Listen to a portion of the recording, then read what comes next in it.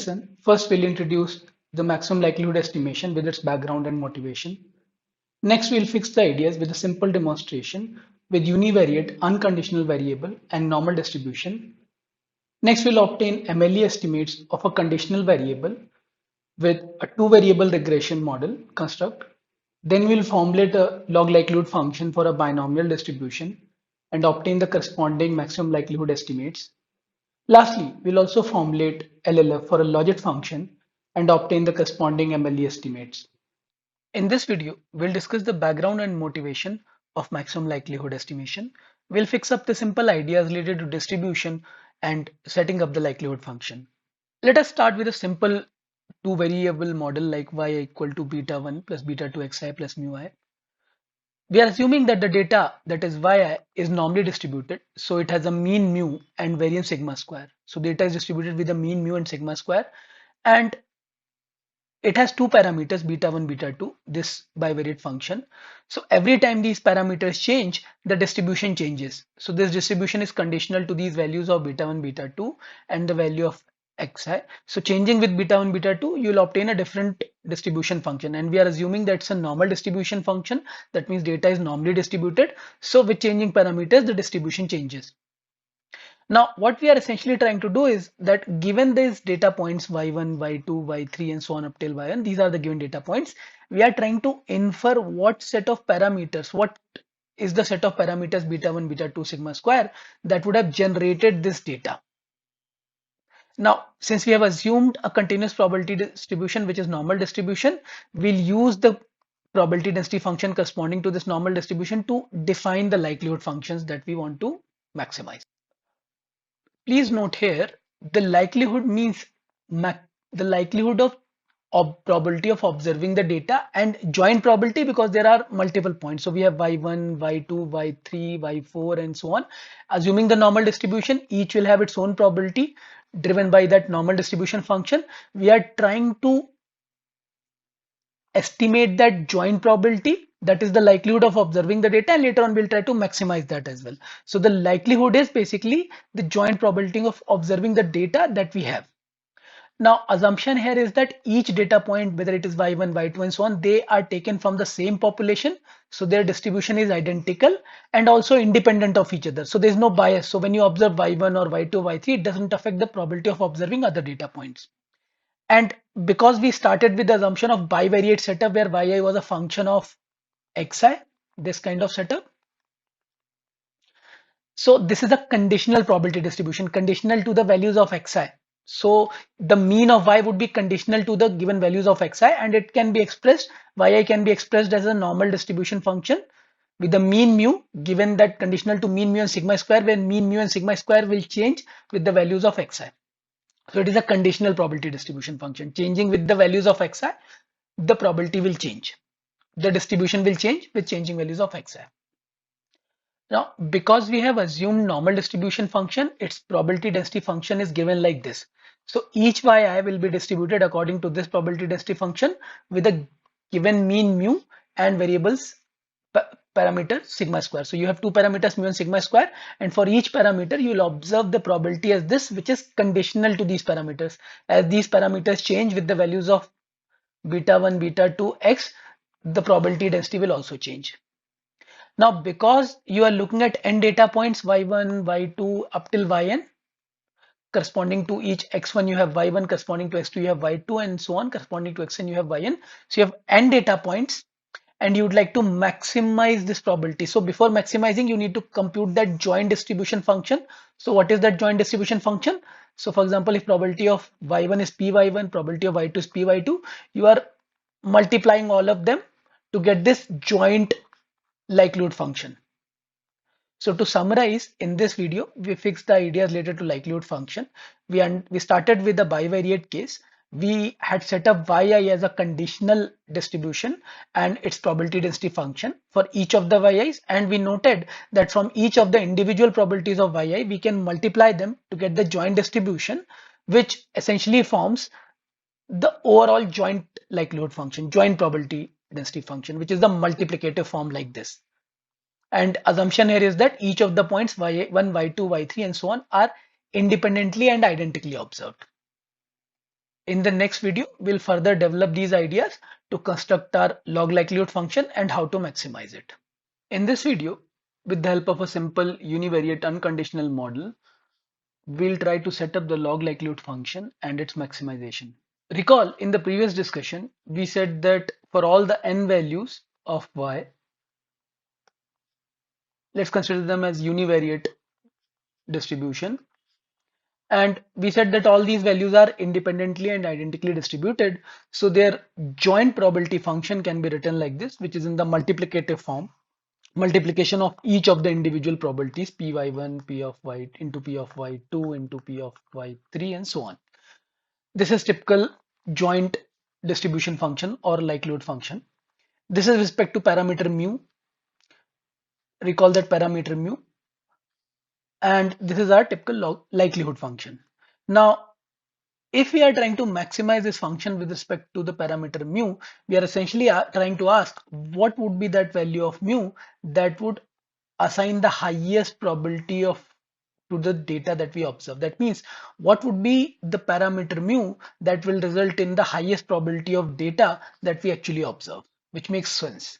So put this in a very simple form, you will find this expression joint probability or likelihood, and the value of mu that will maximize this joint probability will be our maximum likelihood parameter.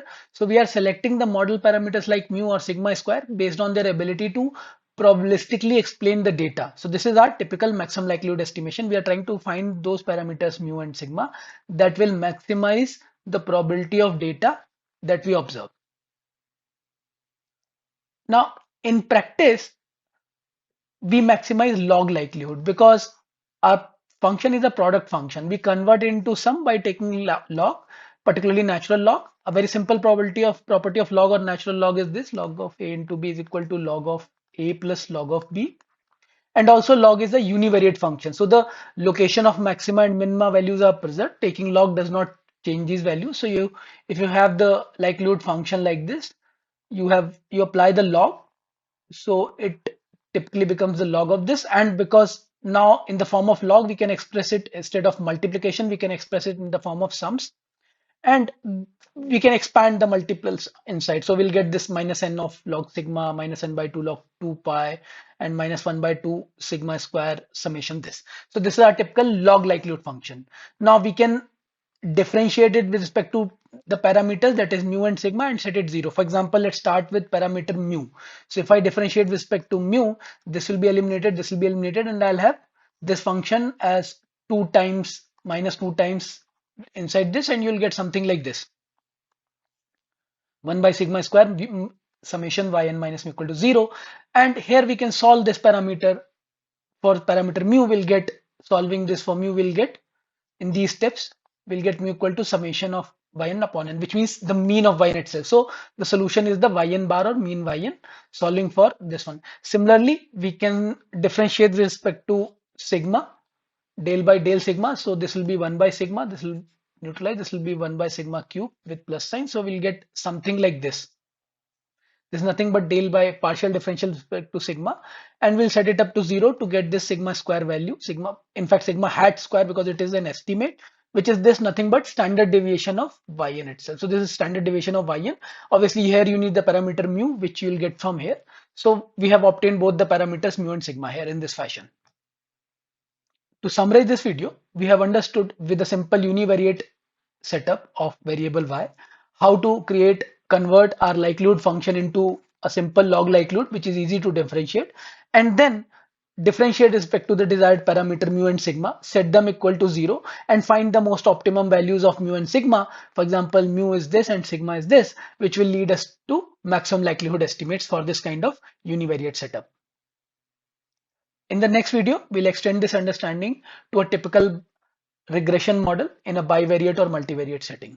Now that we have fixed our ideas related to maximum likelihood estimation for a univariate unconditional setup, we'll try to extend it for a regression or a simple two variable regression model by formulating log likelihood function. Recall, in a typical two variable regression model where yi is the dependent variable as a function of xi, where yi equal to beta 1 plus beta 2 xi plus mu I, Here, the estimate of yi, which is y I had, which is also the mean of y, estimated mean, is nothing but beta 1 plus beta 2 xi, where there is no error term. This error term is not there.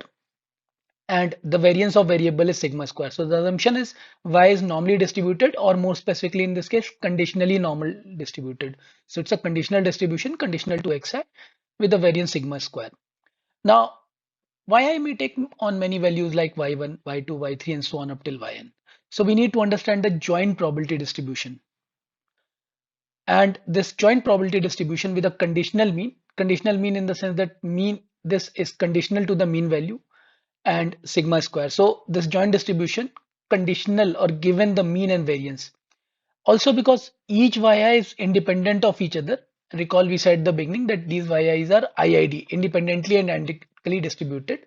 So the joint probability density function can be written as this, which can be further segregated as separately for y1 in f of y1 in conditional to mu sigma square, f of y2 in conditional to mu sigma square, and so on. So this is our typical joint probability density function, conditional to mean and variance. Also, we said that this yi is normally distributed.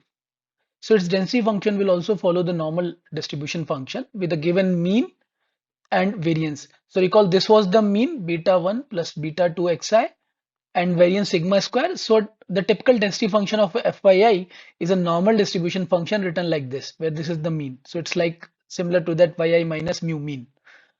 Now, the joint distribution function, which is nothing but the multiplication of each of these y1, y2, and so on, like this, the multiplication of individual normal density functions, we can write in the multiplicative form, which is this. Now, because it is exponent, the multiplication will be converted into summation like this, I equal to 1 to n, and there's the same term which is here. So it's that it's being multiplied n times, and because it is e to the power x1 into e to the power x2, which is equal to e to the power x1 plus x2, so you have this summative term here. Now, this is the typical likelihood function in parameters beta 1, beta 2, and sigma square. So this likelihood function is in the form of beta 1, beta 2, sigma square. Now, later on, we'll convert into log likelihood. So it will be called LLF because it will be converted into log likelihood that we discussed already. So you can see here, this is the log likelihood function. This is nothing but log function applied to this likelihood. So to this likelihood function, if we apply log to individual terms, this one, you will get this minus n log sigma. Why minus n log sigma? Because this is the power n, so you'll get minus n log sigma. Similarly, minus n by 2 log 2 pi. Why 2 pi? Because we have this 2 pi term, and then this one. So exponent will cancel and you'll get this overall this term. The square comes from this. So you'll get this overall term, which we are calling as log likelihood function. So this is the log likelihood function which you are going to maximize. And please note this log likelihood function, log has this probability of monotonicity, which means in the original function, original likelihood function, wherever the maxima minima was, that maxima minima remain the same in the log form also.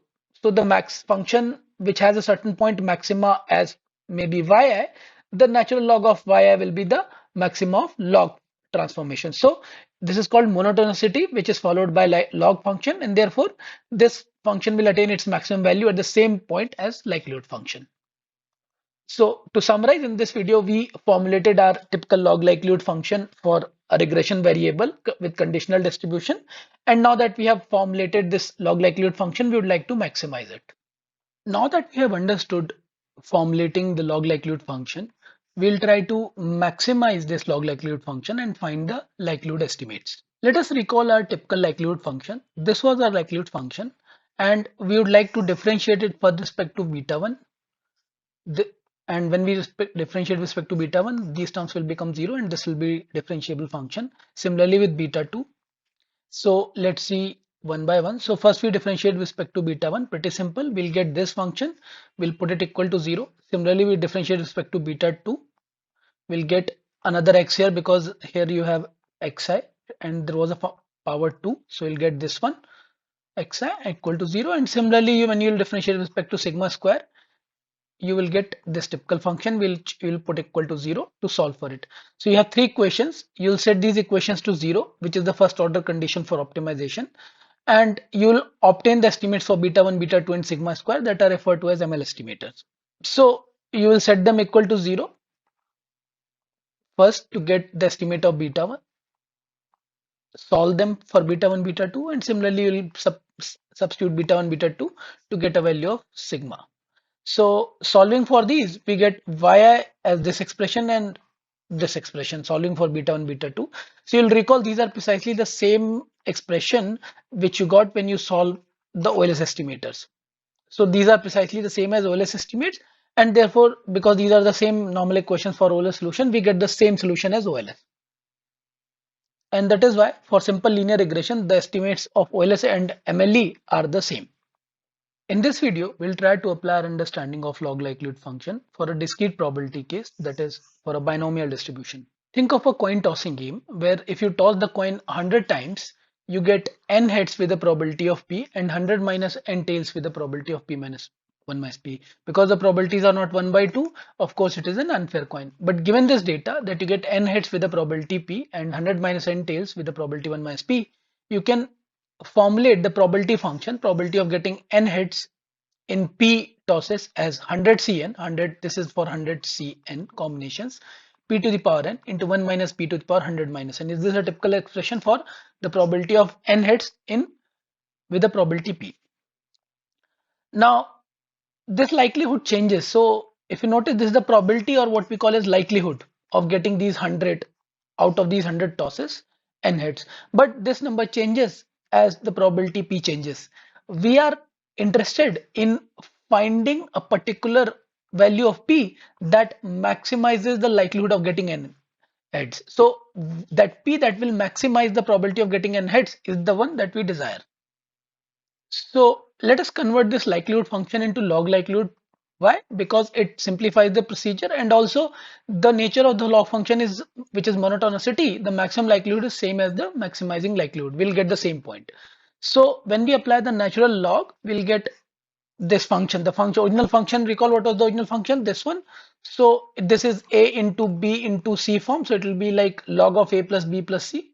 How? Log of this plus, and because it was p to the power n, so n natural log p plus 100 minus n into natural log of 1 minus p.